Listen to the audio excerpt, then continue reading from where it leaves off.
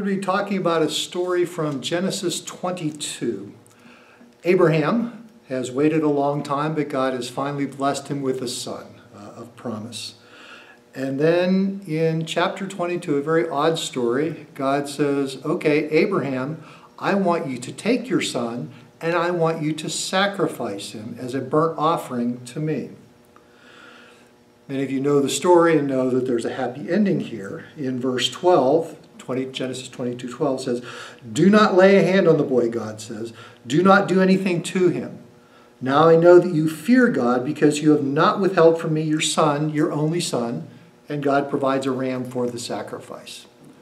So there's a recognition this is a very fearful event. Sacrificing your only son, any parent just shudders at that thought.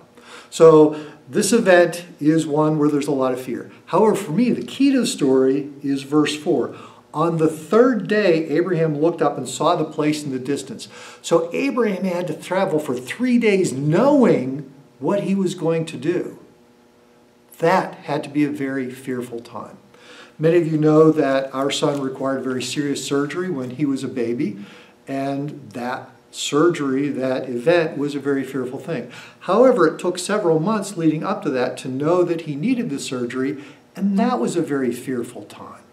So how do you deal with these things? How do you deal with this terrible event? How do you deal with the time waiting, knowing that this is going to come? The answer is also here in Genesis 22. When Isaac asked, Abraham says, God will provide. God provided a ram for Abraham's sacrifice. Our son had to go through the surgery, but he provided a good outcome, and he had good health for a very long time after that. So that was a good thing. But while Abraham was traveling, while we were waiting for this, God was still there. God will provide. How do you deal with the coronavirus? If you get it or you know someone that does, God is there in that situation. As we're all sitting here waiting at home for 3 months, God is there. God will provide.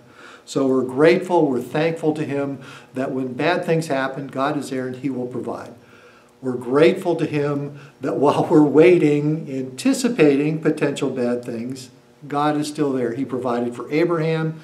He provided for me and my wife. He will provide for you.